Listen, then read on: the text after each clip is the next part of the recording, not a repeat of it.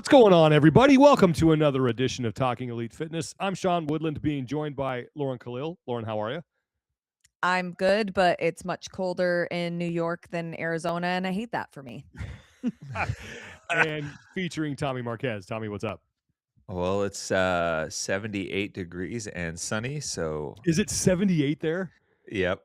Dude, I was like 71 on campus yesterday, in San Jose, and I was like, I should be in shorts. I've been wearing shorts more. Like, it's ridiculous.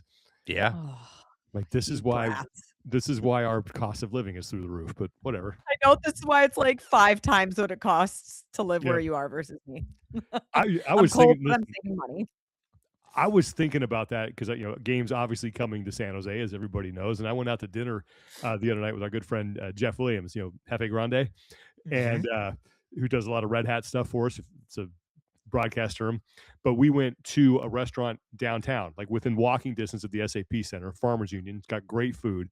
Yep. And I was like, oh man, this is gonna hurt because they're gonna jack those they're gonna jack their prices up. I guarantee you. With because they serve sweet potato fries, they serve like all the stuff that CrossFitters like. And I remember it was two of us. We just got two burgers. We got I think a little extra, and then like I got a soft drink, and I think he may have gotten a soft drink too. And with tip and everything, we got out of there $75. Yeah. For a burger, fries, and a soda? Two of them. Yeah, Yeah. for each of you. What? Yeah, but the menu's on a chalkboard and it has like a butcher block It's style to it. fancy. But anyway, I was thinking about that again. I'm like, oh man, like it ain't going to be cheaper when there's a bunch of people in town, but whatever. It's still going to be a good time. It's a great area down there. And all that stuff is within walking distance. And we did go to a restaurant that was a little more on the, I guess, high mid range. I don't know, but definitely crossed my mind when I was in there. Gonna bring my lunch pail, my brown bag. Exactly. A lot of food prepping going on during the games. But well, we got a lot to talk about today. Our featured interview today is with Lucy Campbell, who's coming off that second place finish at the CrossFit Games in 2025. Lauren and Tommy sat down with her. We're going to talk about some new stuff as well. Get you caught up on everything that's going on as we are now, I think, 3 weeks away from the Open. 3 weeks. 26th of February. Year of our Lord 2026. So that should be a lot of fun.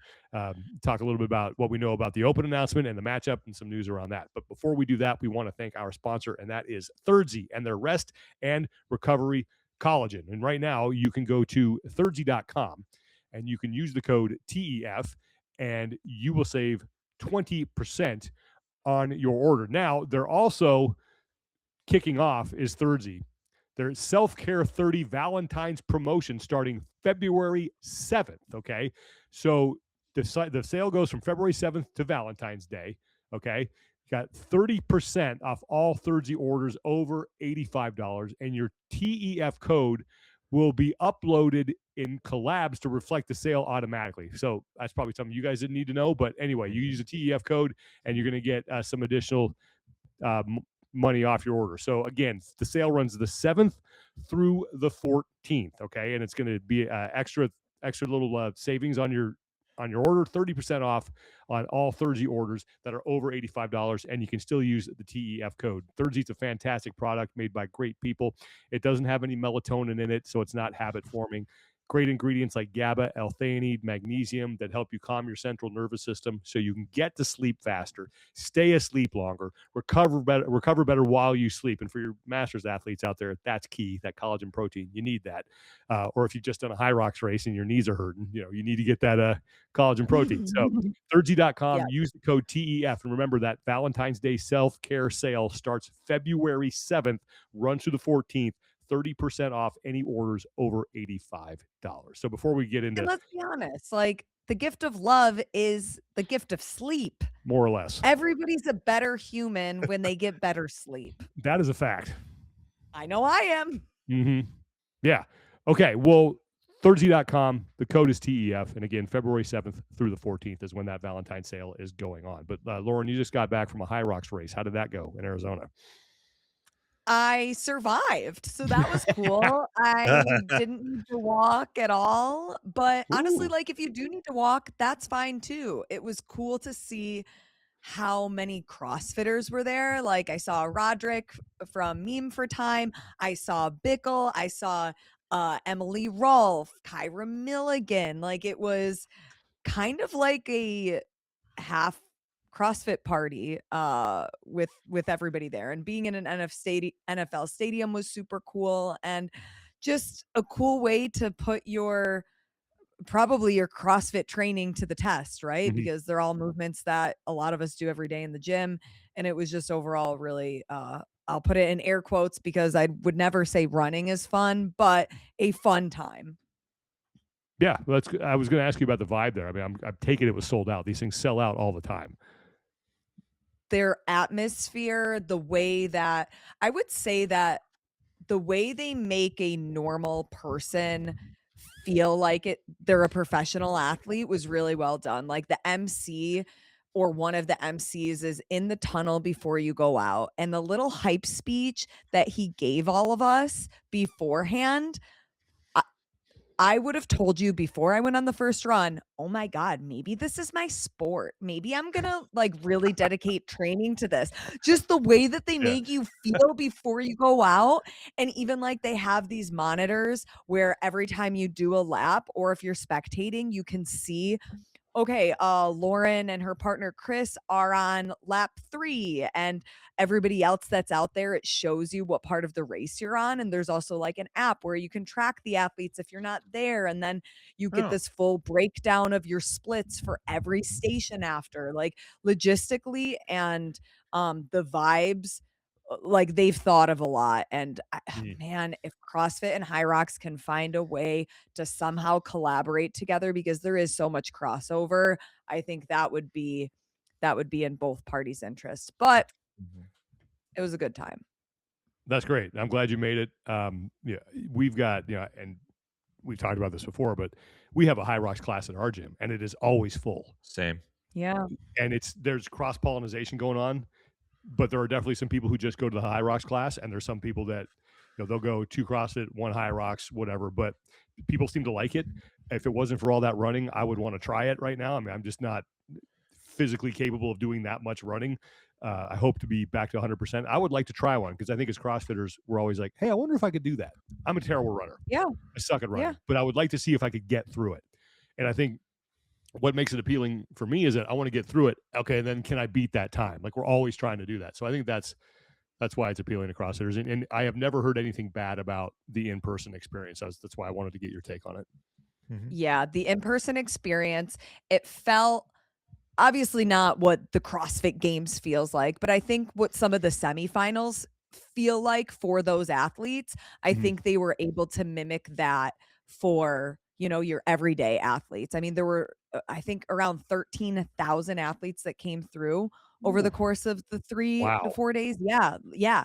Like when you think of how many come through and how they've been able to figure it out to appeal to that many people, I think is they're right on the money. Nice. All right. Well, moving on. Glad you had a good time and glad you survived and glad your knees are okay.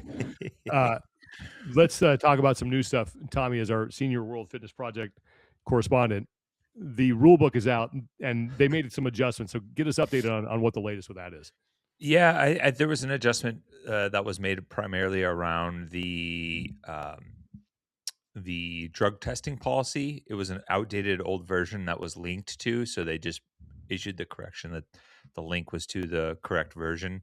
Mhm. Basically, not having cannabinoids. That's CBD, marijuana, cannabis, whatever you want to call it, as not on the banned substance list. So Mhm. that was kind of the main thing, that there was that kind of issued correction or update.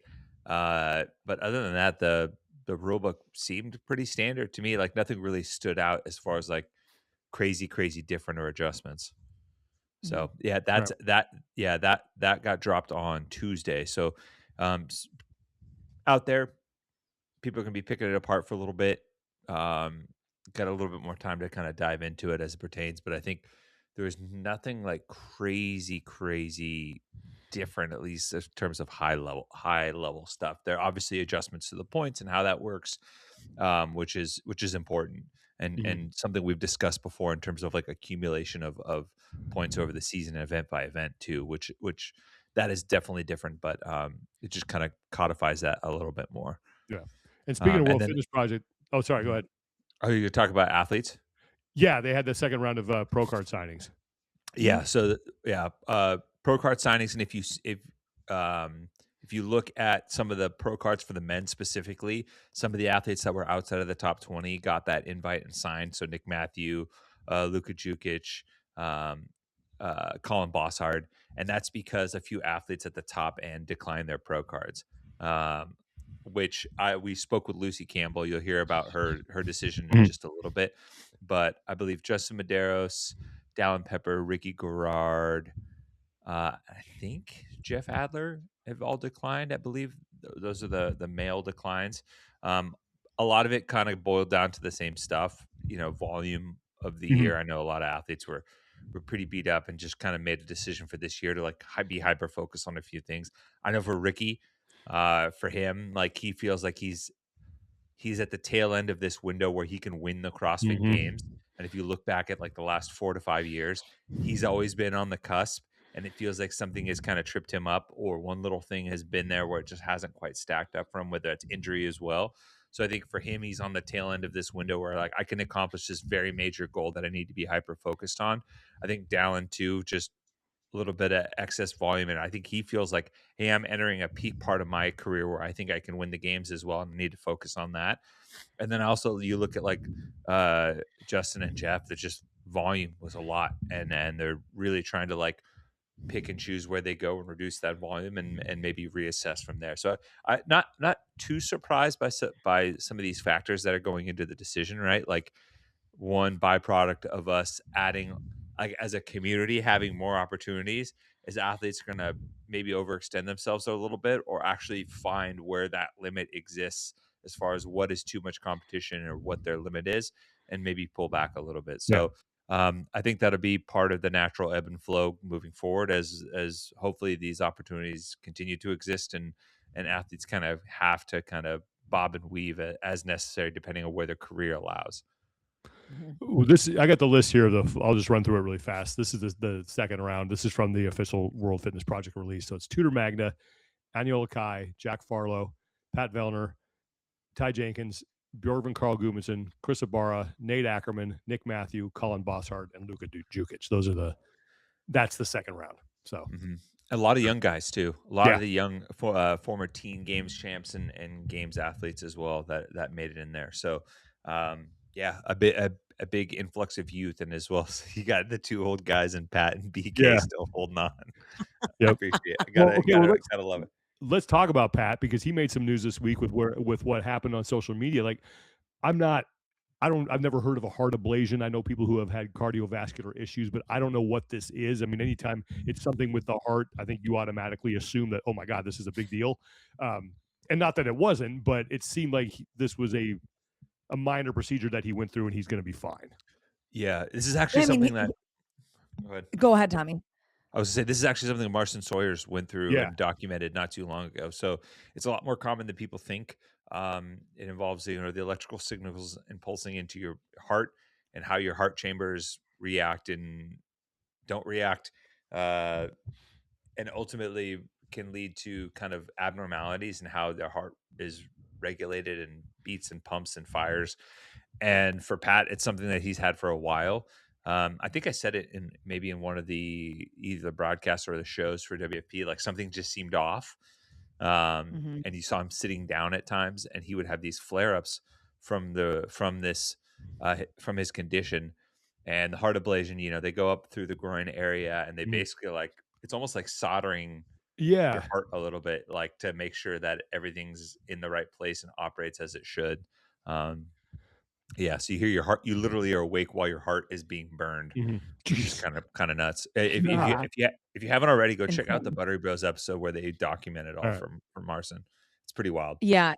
And Pat talked about the procedure and, what he had been going through and how, he had been dealing with that throughout the entire like 2025 season. And he would have some like flare ups during it, but they were basically just looking for, okay, what is the best time to do this? Because I think he said like after the procedure, you can't do high intensity like for the next 2 weeks. So when can he actually take that time off where, him and his wife and family moved, and then they had committed to, the season and whatnot. But Pat is so funny. He was like, I would show you guys the incision in my groin, but it was a little too close to my ha ha ha. And just like the way that he talks is so funny. But yeah, we hope that, he has a speedy recovery. It seems like it all went well. And just, I mean, when athletes at that level talk about it though, and it's like every workout you do is high intensity because you are an elite athlete. So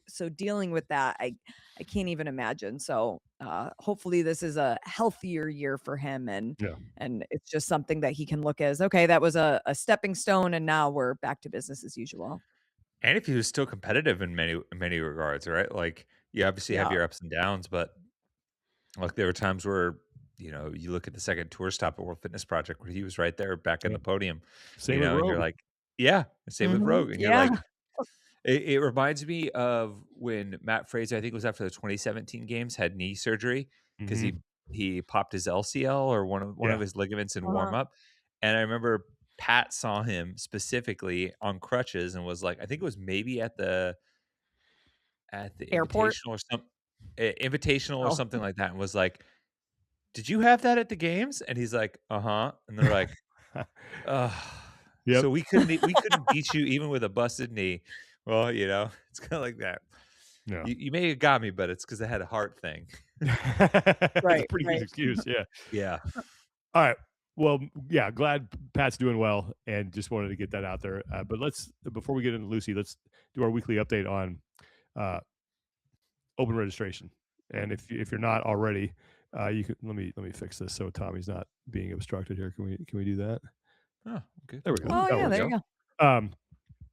So we're at 21 days from the start of the Open. We have 85,533 registrants, and again, known and knowable. That's Mike Halpin. He does a really great job of tracking this.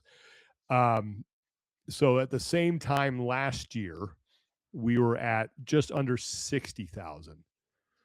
So still a really good increase. I mean, a really good Yeah. increase. And if you want to find the line graph it's hard to see here, but if you go to his Instagram story, he's got a line graph of all the years. In 2026 right now, still tracking between, I believe that's 2022 and 2024. Right. So this is good. I think if even with the decrease in the percentage of growth, which you would expect now, things start to sort of tail off, and they will pick up because every single one of these lines has that last week, oh God, I forgot to register, I need to get involved. You get that boost. But like if this keeps up, I think this is a big win for CrossFit.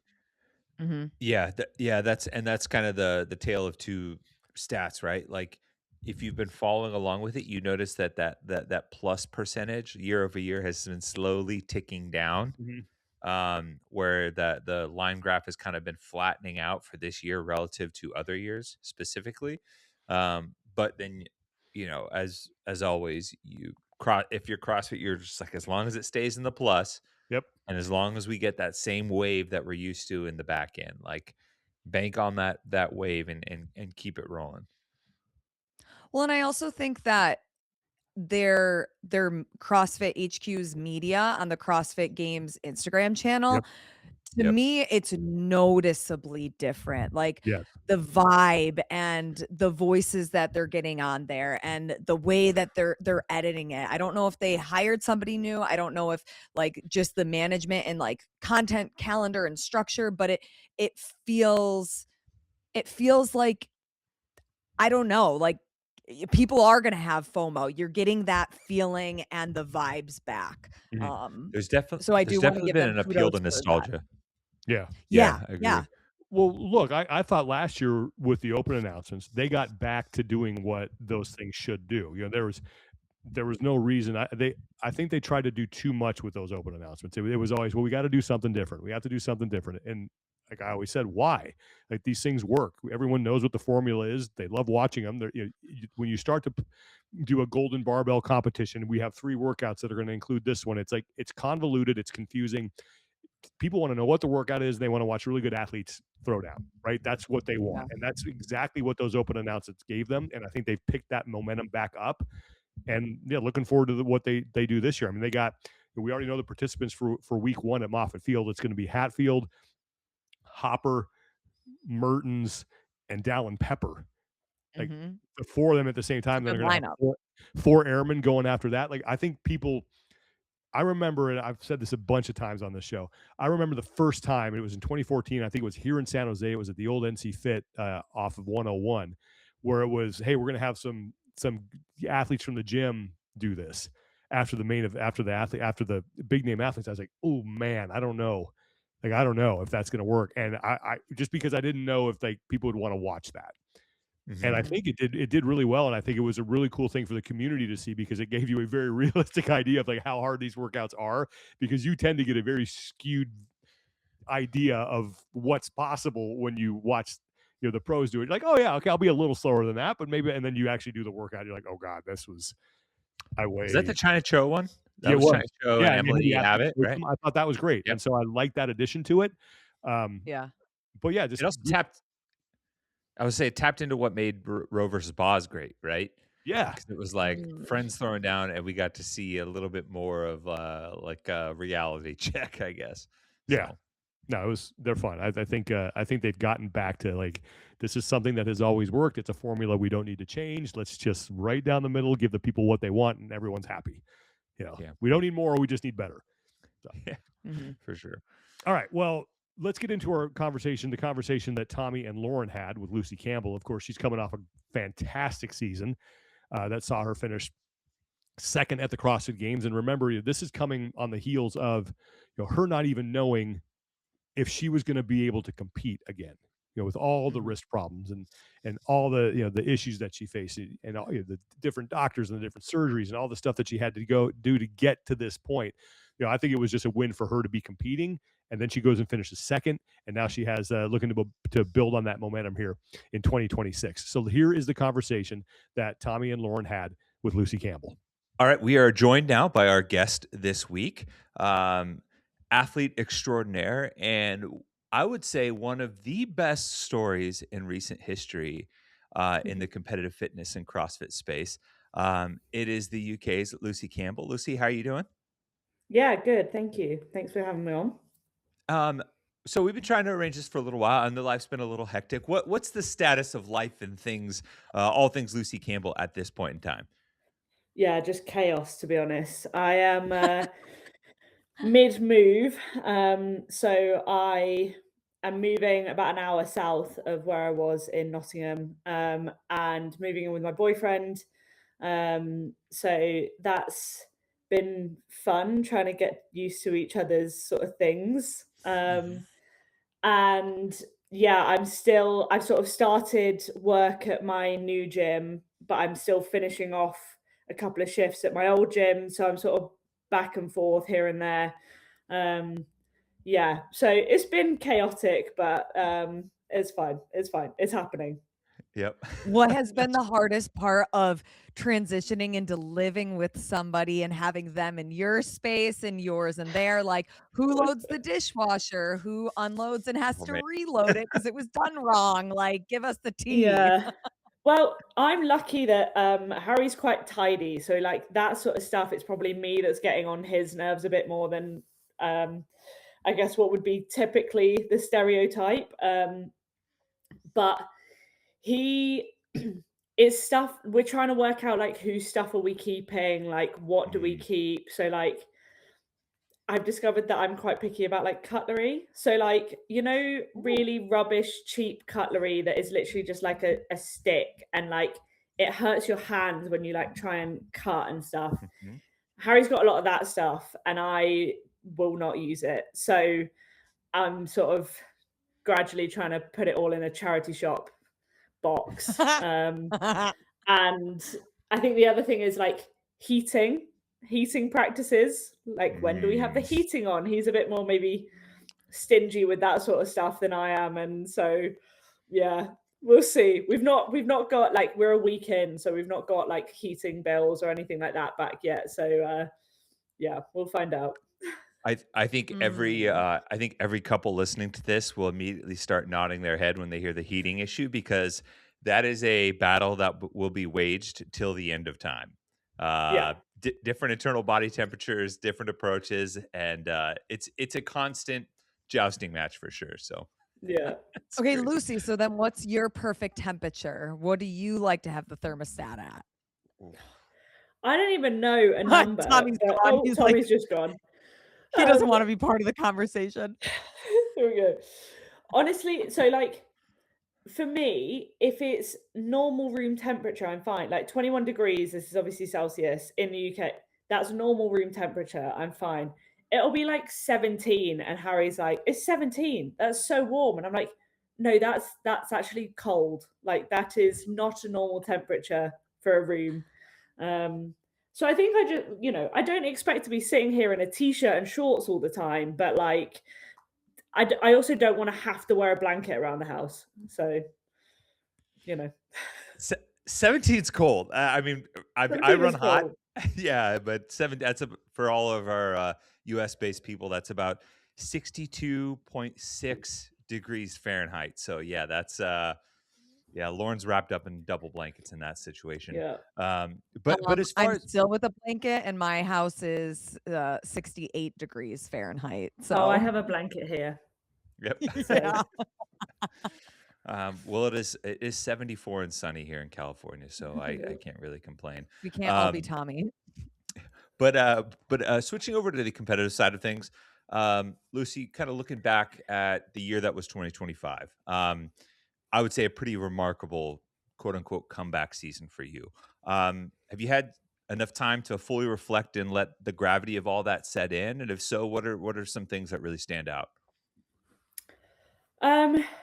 Yeah, I don't know. I think, looking back at stuff is not necessarily something that I'm great at. I think like that being said, I was very aware during it all of how surreal it was. Like, I think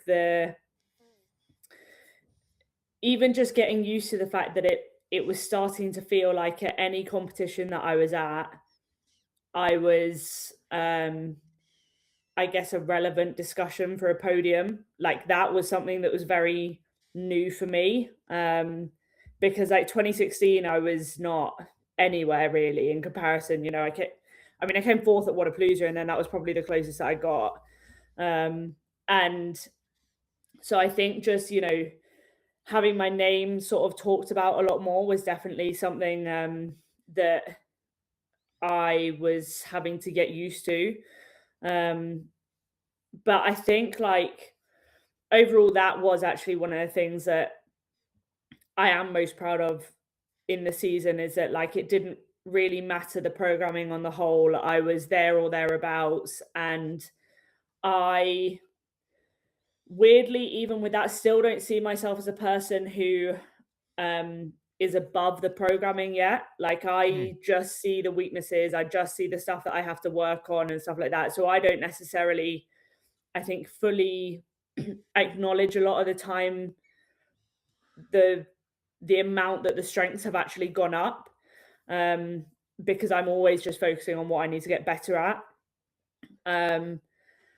But it is nice to know that like even with that, even with an event like Rogue, with its reputation in terms of the odd objects and the strength element and all of that sort of stuff, that like I can put in a competitive performance. And even WFP's programming this year was really quite strength and power based, and there were a lot of really heavy events, and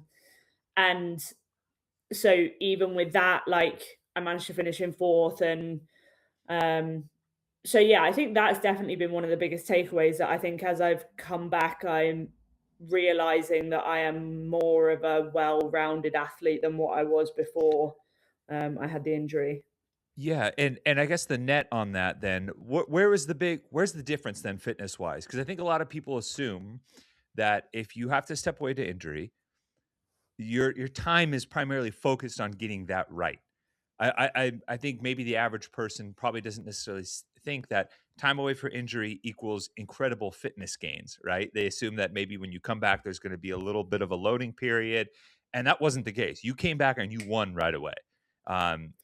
where was the net difference for you then? What was the fitness gain on your part? This is what I don't even know. Like, honestly, I think, we did a big strength block in terms of lower body work. So I think my strength endurance in terms of like those percentages that I can then repeatedly hit, definitely improved. We put a big shift into more sort of power development stuff, because those were both things that I could do whilst I was in the cast, or I could do when I was waiting for the surgeries and stuff like that. And because the thing with injury is like, yes, there's time frames when you come back for it where you want to, you need to make up for it. You need to be pushing the strength with whatever it is that you injured, and you are really heavily focusing on rehab. But at the same time, if you then overdo it trying to get back to where you were, so if I only focused on my like right side upper body strength, for instance, I would end up then risking injury from a different perspective. And so you still have to be somewhat balanced around what you're doing. But like, I think for me, especially in that year post games where I was, waiting for surgeries, waiting for appointments, all of that sort of stuff. And in the early days of being in my cast, like, thankfully I could, spend a lot of time on the bike. I didn't need to spend time on the bike. That was like something that I was better at anyway. But like, I could still squat a lot and do the sort of jumping and power stuff. And those are definitely things that I needed. It is mad thinking about it now, because like there is a lot that I couldn't do, because like anything upper body really I wasn't able to load. I couldn't properly hang on the bar when I was having, that time with my wrist in the cast and stuff like that. And there were 2 stages where my wrist was in the cast because of the like failed surgery in March. And then even like, I couldn't hold on to a deadlift bar and stuff like that. So we were having to like use the straps that they use in adaptive CrossFit to like link their arm under and stuff like that. So we were having to be really inventive with finding other ways of doing it, and trying to load it as best we can. And I guess like my coach knew what he was doing, because I came back better in a way that I absolutely was not expecting. Yeah. So do you think that you can then point to all of the little accessory things that maybe you otherwise wouldn't have done if you didn't get injured that helped to your overall success? Or you see people talk about, oh, the injury was a blessing in disguise because I worked on weaknesses that I otherwise wouldn't have. Or because truly, like, you've had so much success this past year coming back from an injury, like you didn't miss a beat. And it was like you surpassed other athletes who arguably weren't taken out by an injury. Yeah, it's funny. Like, I wouldn't say I could pinpoint one specific like thing that I was doing, because like, I'm not going to say what my weaknesses are on here, but like when I think of my weaknesses, they are stuff that I would need my upper body for. And so I am surprised that I was able to come back in the way that I was. And so then I think, well, what was it that was the difference? And I sometimes wonder whether, having those 2 years where like training was still a very big part of my life, to the point where like when it wasn't going well, I really was quite like down and upset. But that also made me, focus on other things, like having more family time, seeing my friends more. Like, it took some of that stress off of training that I might otherwise have. And I think like people underestimate how much those things matter and how important those things are, but also how much they are impacted when you're in season and you're like fully dialed in and stuff like that. Like, they really do have to shift quite a lot. And I know that like, I went to Australia and Bali, and I would never have done that if I was mid-season, and like all of those different things, that it was almost just like a a little pause to do some stuff that I'd always sort of wanted to do, but never really had the opportunity. Because even when I was a swimmer, like I was very on it when I was training. And so I wouldn't really do anything that would jeopardize my time away from the pool and that sort of thing. And so I was always feeling like I was missing out a little bit. And I think sometimes when you're mentally having those battles all the time, actually being able to do that was quite nice, because then I was like, okay, like I've scratched that itch for a while. Like we'll come back to it when hopefully when I have a bit more time another time. Yeah, able to get some fulfillment in other areas in Yeah, the meantime, for totally. sure. I want to talk mindset, and specifically starting with Wadapalooza, because I think it might be a good vector for the rest of the season. But you come back from Wadapalooza, and I think it's very easy to maybe fall into the idea that, hey, I'm just happy to be here, right? Like I'm just happy to be on the competition floor.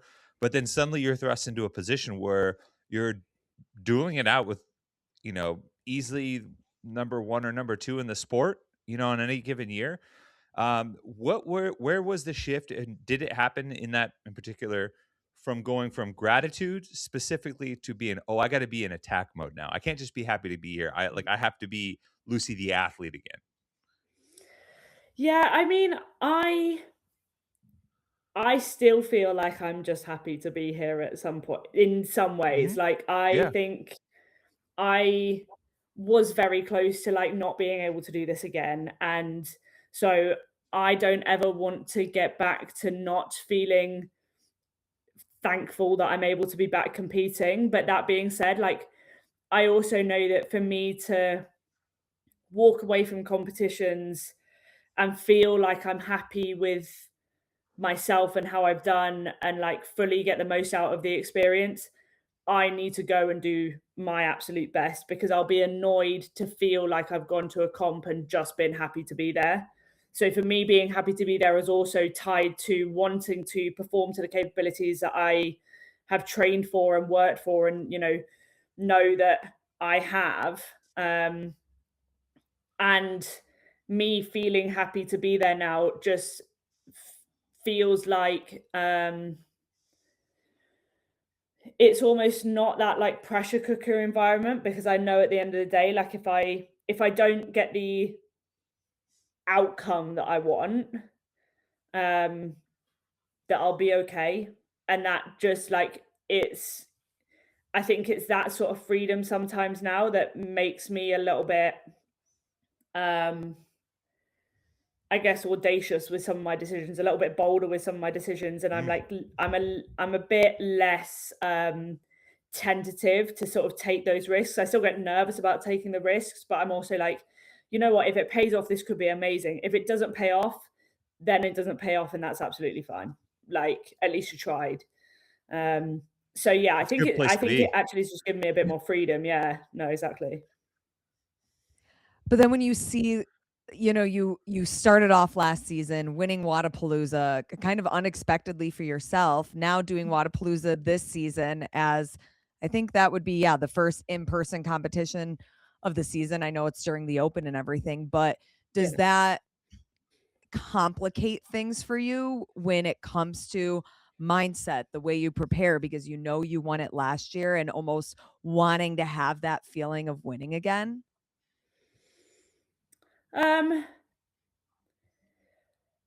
No, like yes and no. Like to me, Wadapalooza, just because of where it is in the season, it's just like a stepping stone. It's something that I want to hit. It's a good sort of feedback marker as to where you're at and what we're dealing with and what work's been done in off season and that sort of thing.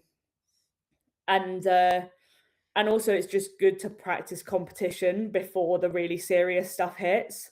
Because I think that's another thing, like practicing competition, practicing competing is a thing that you need to know how to do, and you need to know how to switch it on and all of that sort of stuff, and making those competitive decisions. And so to me, Wadapalooza it's a really good opportunity to just sort of see where I'm at after last season, because obviously like it was a super busy season last year. And yeah, just build off. Like, of course, I would love to win again, but you never know what the program is going to be. You could get dodgy call. Like, you just don't know what's going to happen. So for me to only feel like I'm pleased with the outcome or pleased with my performance if I win, it's just like that's not the mentality that I want to have going into it. I just want to feel like I've done absolutely everything that I can, and then hopefully I'll end up on top. For sure. I kind of want to put a bow on 2025, but I want to read this first. If you go and look at your results for the season, Wadapalooza first, third in the Open, first at Wadland Fest, fourth at the first WFP event, second at the CrossFit Games, fifth in the second WFP event, third at Rogue, fifth at the finals, fourth overall for the season. Just stacking top fives. You think about 2025, what was the high point for you? You know what? I would love to say the games. And I do think the games was it was incredible. And I did not expect that at all. But I actually think that Rogue might have been the high point, because I think the thing with the games was that the criticisms of it was that it was very like box based. It was very box CrossFit based. And I know that, or I feel like some of my weaknesses lie outside of that situation, which is very much covered by Rogue. And so to come third at Rogue with programming that I wouldn't put my name on, but also a home crowd, like my first Rogue, like it was, and family and friends in the audience as well, like in the stands, that was so special. So I'm buzzing that it's back. I can't wait. It's going to be really cool. Oh, that's awesome. Oh, man. Yeah, and so was that your first time that you could experience a home crowd and friends and family? Like, have they traveled to the games or any other event that you've competed at? Yeah, so my family have been at basically all the events. My parents have been at pretty much all the events. But in terms of like friends being able to see it, being able to see me compete, that was definitely like one of the first ones for a long time that they've done that. And also the last time that I competed in the UK was like October 21. So it was before Wadapalooza in 2022. So I've not competed in the UK since being a games athlete, let alone then having the injury and then the comeback and all of that sort of stuff. So it was really cool to, just be able to be there and like that to be the high. That's, oh man. I mean, it's, Yeah. I think the term has been thrown out quite a bit this last year, very storybook. It's like it's like the type of comeback in the season that people write stories about. And I don't know. That's cool that you get to have that moment, and like you said, you get to go back next year, because it seems like a really cool environment. I haven't been there in person, but it's definitely something that I think so is good. it's part of the bucket list for as far as like CrossFit competitions are concerned. But looking forward a little bit to 2026. Obviously, we mentioned Wadapalooza. I feel like now the decisions to compete for athletes have taken a much bigger role, right? Because you have things like the WFP that have added a season type format to it. We were chatting just before this, and I know you mentioned that you declined your pro card. Can you talk to me a little bit about the decision and the factors that went into that? Because you're coming off a season where it felt like every time you stepped on the floor, you're in the hunt. Yeah, I think there's a couple of things. Like, it was a tough decision. I'm not going to lie. My coach and I were talking about it a lot. We were going back and forth with what the different options were and stuff like that. I think ultimately it came down to like volume of competition and longevity in the sport. Like, I think it's hard saying no, knowing that I am ultimately leaving money on the table. And I think with the 2 years that I've had out, I know that this sport doesn't last long. I know that like you don't compete at the top level for years and years and years, at least not sort of coming into it again now at the age that I am, so like late 20s, and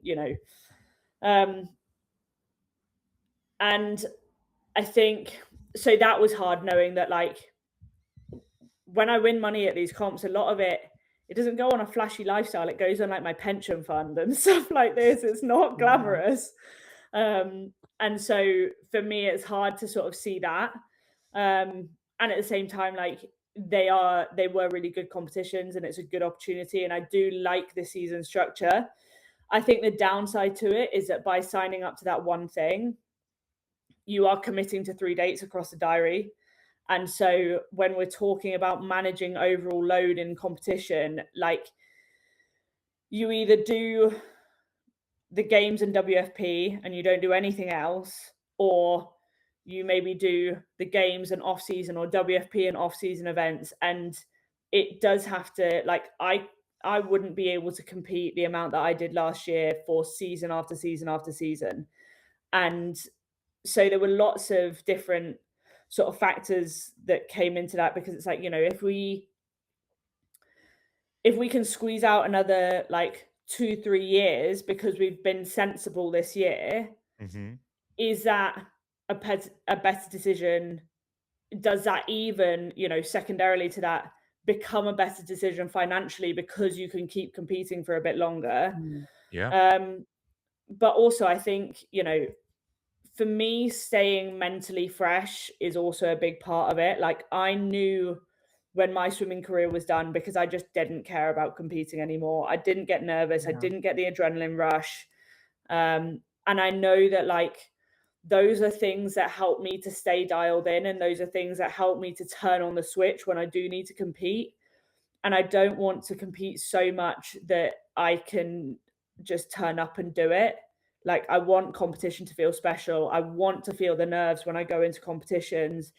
And so I also know that like I said, every time I compete, I want to feel like I'm getting the best out of myself. And I don't know if I'm getting the best out of myself if I'm sort of just turning up to tick a box, because a different competition that I've been prioritizing a little bit more has been a couple of weeks before that, and all that sort of thing. So it was definitely a tough decision, but like I think this year I'm definitely trying to be a bit more, I guess, all in with it, with training in a way that I wasn't last year. So like I in some ways I'm like the worst athlete. Like I don't pay attention to what I eat enough. I don't like sleep enough and all that sort of thing. Like there's so much on the table for me to do better this year that I'm really trying to focus on that. And so yeah, that is part of it, like managing that overall competition load and making sure that I can make it to the end of the season feeling fresh and having time to then go back and rest and build to the next season intentionally, rather than just sort of feeling like we're trying to squeeze everything out because we've got 2 months and then we're in it again. And it's been tight this year. It's felt really like compacted. It sounds like there's an increased level of like competitive maturity there, right? Like I would almost look, the analogy that kind of comes into my head, it's like the difference between adults and kids at a buffet. Kids will just start pouring stuff on, right? And it's like that first time you're there, you're like, I want everything. I want to taste everything. And you realize you just Speak can't for do yourself, Tommy. And I still be doing that and getting overwhelmed. Yeah. And the adults go like, I want that. I want that. I want that. These are the high priced items, and I got to be really focused on and budget my time. And I think that's the thing it's hard. It is hard to like choose, because I think, there's so many opportunities in the sport, and you do want to, like, there are some things that are bucket list items. Like I was never going to turn Rogue down if I got that invite, because that is like a bucket list thing. And so I want to make sure that I'm just being smart about it. Yeah. With all that data that you have from last year and competing so much, do you now have a better understanding of actually how many times a year you can peak? Because I know that like figuring out, okay, how many times is the prime time, I think is different based on the athlete. Were you able to at least gain that data? Yeah, I mean, my coach like deals with all of that. What I would say is that like we did like a mini peak for Wadland Fest, and then we did the main peak for the games. And by the time Rogue and Copenhagen came around, I'd already sort of started transitioning towards off-season training, where like we'd taken the volume way down.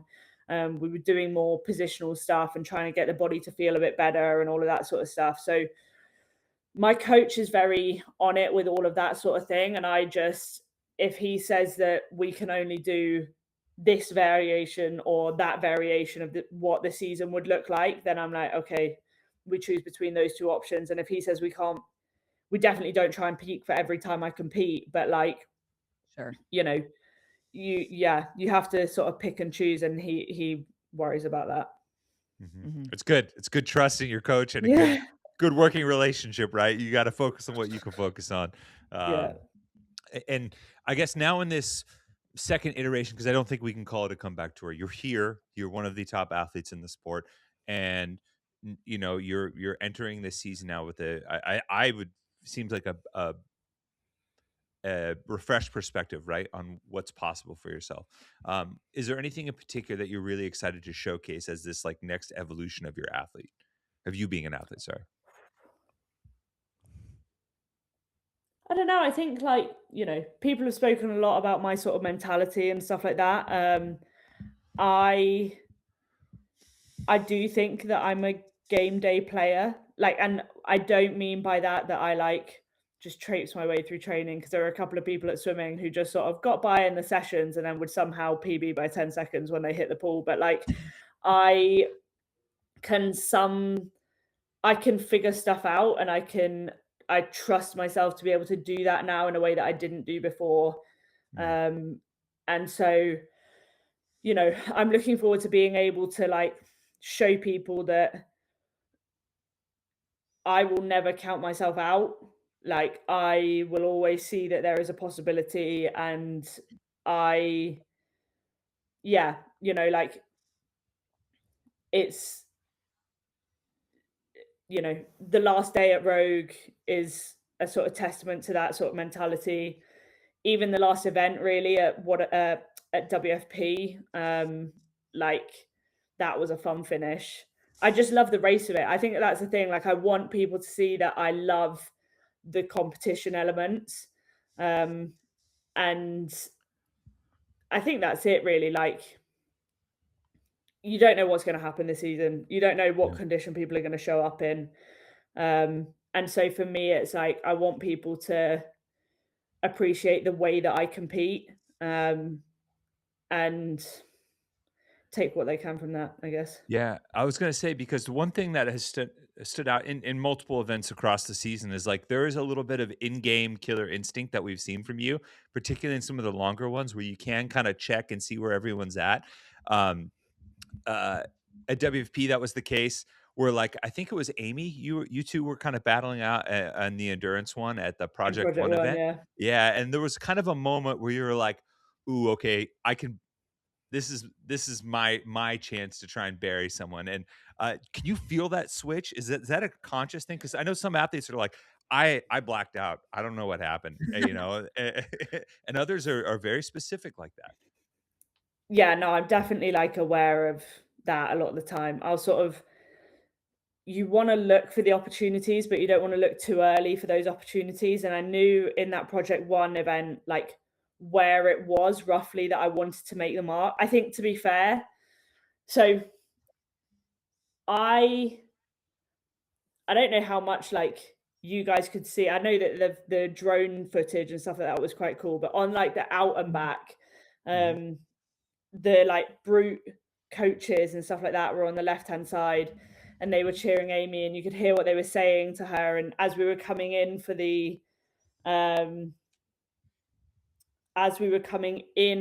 the step overs, they were like, you know, don't worry, you're where you need to be, don't make a move right now, blah blah. As in, like, you're going to make the move on the step overs, because we'd all just watched James do it as well. And to be fair, anyone that had practiced any part of that workout knew that was the crux of the workout. That was 100%. And And so I was very much of the same opinion. I was like, well, I'm not going to push the pace right now because like I want her behind me, and so that's fine. And I am having those sort of conversations in my head the whole time of like, okay, do I make the move now? Is it the right time? Do I feel good enough to make the move now? I do think that I have that sort of competitive mindset, I guess. I don't know whether that's because like swimming open water especially is actually like a pack event. So if you think about like cycling, when you're watching the Tour de France and you're watching people make breakaways and you're trying to make the decisions about whether you go with them or whether you stay and whether you just let them try to do the hard work on their own, like you do have to have that awareness of what's happening around you the whole time. So it's like, it is definitely something I think of. It's just trying to make sure that you then don't get caught up with actually what you're doing because you're too concerned about what everyone else is doing. But yeah, like ultimately that's what I love about competition. Like I love those little bits of being like, okay, now I'm going to go, now I'm going to make the move. And like one of the things that I used to love when I swam was I swam 200 backstroke as well, as one of my events. And if you could overtake someone on an underwater phase, it was like the best feeling ever because they just couldn't see you. So you just pop up ahead of them. And I'm like, see ya. Like it's those sort of like surprise things that I just love.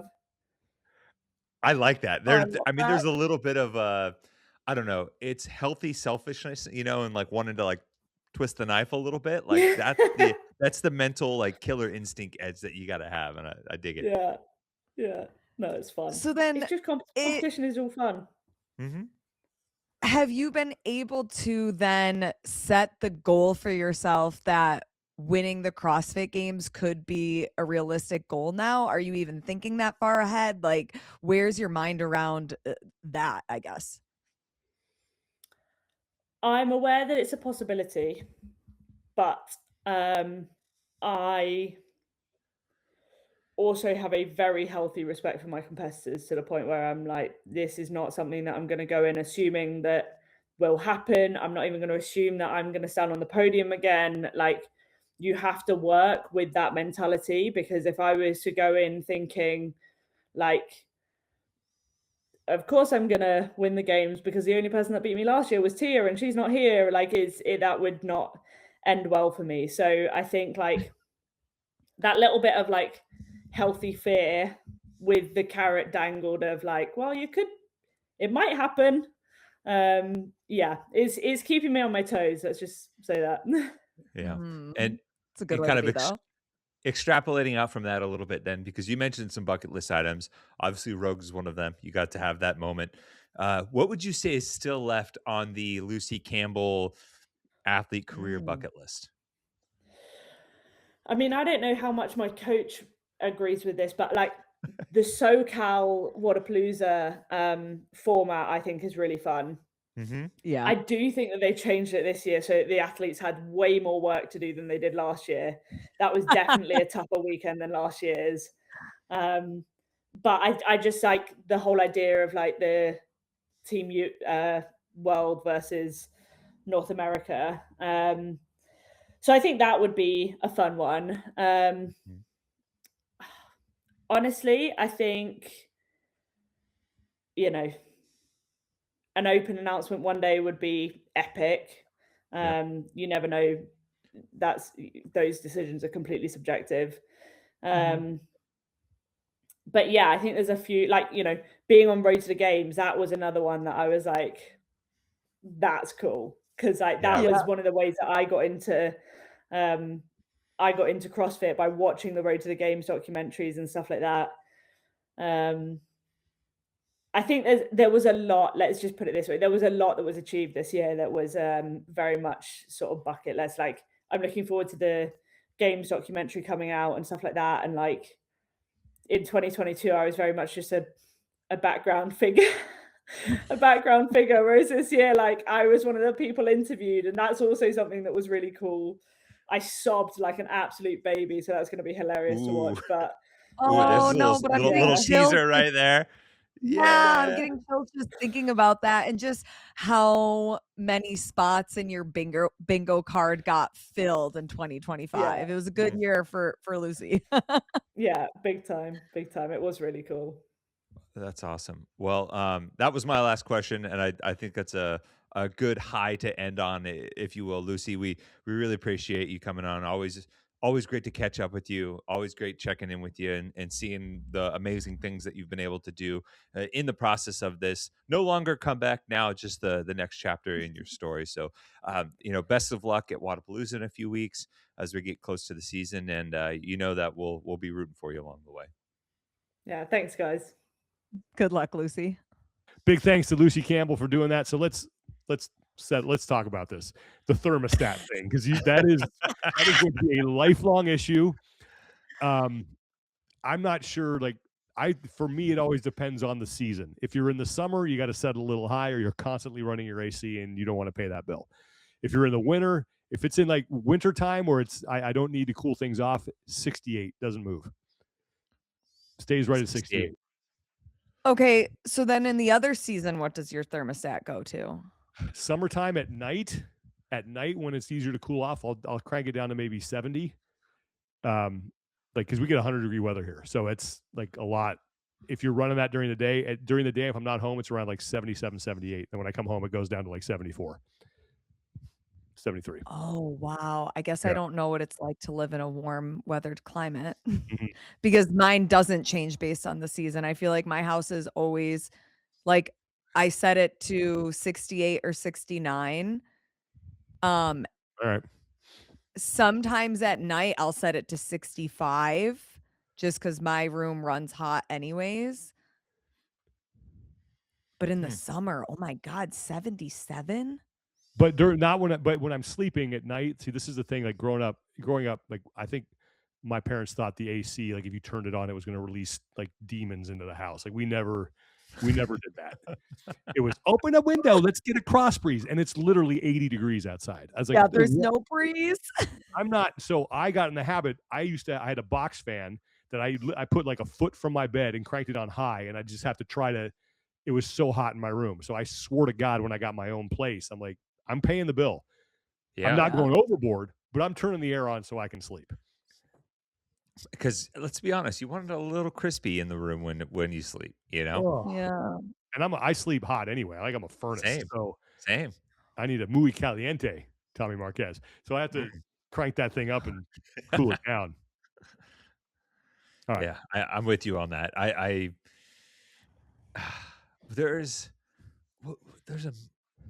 It's probably been parodied in so many different forms of pop culture. Like the battle over the thermostat is like, since cavemen and women were fighting over how much fire to light in the cave overnight. Like that's something that has preceded us and will be, here long afterwards. I think we try to keep, and it's different too when you have a kid too, right? Because you want to like temperature control generally for your kid's room.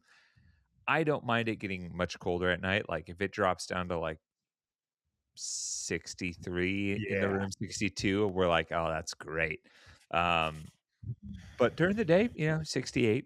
Yeah. If I'm not home, there's no reason to run it. I mean, I keep it to where it's like I get home and it's not going to take me forever to cool it down. Like I just don't turn it off. Like if it's 105 outside or whatever. But it's going to stay. Yeah. We don't need to.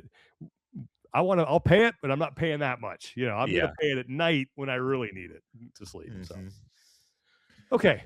Well, let us know what your settings are. I'd be very curious to see how families navigate that battle. But before we get out of here, we don't have any community support to get to. But if you guys want us to get the word out on something, please send it to us via our personal Instagram accounts, our Talking Elite Fitness Instagram account, whatever. Get the word to us. Give us as many details as you can because we want to make sure that we get the help that you need and get everybody going to the right place. So yeah, any community support that you want help with, send it our way. PRs, no reps. Anybody we got no rep? I don't know if I have a no rep this week because the weather has just been lovely. Yeah, it's been great. I'm gonna no rep. The other morning I went out for my son's football game and I had like joggers on and a long sleeve lightweight hoodie and peeled that thing off really fast. It was like they play on a field, so it was hot. Oh, Going with the shorts now because it's Oh, it's nice. I do have a PR though. All right. I have a PR. It is the fittest 52-year-old on this podcast, and that is Sean. That's it. let's go. Jonathan One of one. Woodland, because it is his birthday today Yep. as we record. So if you're listening to this on Friday, it was his birthday yesterday. Give him a happy belated birthday.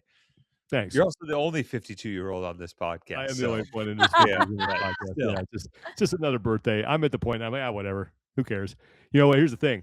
Yeah, but we You want know, to it's not- celebrate you. Thank you. And Tommy, you always say not as good as I once was, but I'm good once. So I've had a couple See, workouts this past couple nights at old NC Fit. I've posted the top time. Oh, yeah.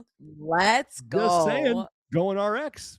Still posting the top time. So Sean shows up with I a think crown the next class. You're fitter than I think you give yourself credit for, Sean. there's some things that I could get in my wheelhouse that I do all right at. It's got to be, but I'm not. You throw in high rep gymnastics or a lot of running or then no. But short and sharp, yeah, I'm good at that. I'm a drag racer, not much of I'm a middle distance guy, short Yeah. middle distance guy. I hope love that it. it's a I love great it. birthday and that everybody is blowing up your phone saying how much they love and appreciate you I because appreciate I it. know Thank we you so much. do. I hope you get to stuff your gullet with sushi later tonight. Oh yeah, I'm definitely doing that. Definitely doing that. That's gonna happen. I get to see a few old high school buddies. Well, one friend I've known since first grade, one of my best friends, and then so we're hanging out tonight. But it'll be How good. many rolls you gonna get? Probably Over 3. or under 4? Probably Yeah, I 3. was gonna say 3. That's a good. Depending on and that's the thing. It just depends on the size of the roll, right? It's like Yeah, some a of them little are 5-piece stingy or and some are California a roll. lot. I can house like 4 or 5 of those Oh. things. But if it's a Yeah. specialty But if roll it's that comes with 6 or 7 really good chunky pieces, who knows? Mhm. If it's baked or got cream cheese in it, that's gonna fill you up quick. That's a good point. Yeah, but I'll have the True. edamame before. I do all that. So Oh, yum. Yum. I love Yeah. it. all right. Well, thanks guys. I really appreciate it. It's been Of course, man. Of course. it's been great having you guys part of this, and I always enjoy hanging out with you. So thank you so much. All right, that's going to do it for us. Thanks to Lucy Campbell for stopping by. Thanks to our sponsor, Thirdzy. Remember that Valentine's Day sale starts on February 7th, runs through the 14th. But until then, you can still use your code, and you can use your code during the sale. It's TEF, and you're going to save 20%. And then for the Valentine's Day sale, any order over $85, you're going to save 30%. So, just may as well throw an extra bag in there. You're good to go. All right, that's going to do it for Lauren Kalil and Tommy Marquez. I'm Sean Woodland. Take care of each other, be better, and we will talk to you guys next time.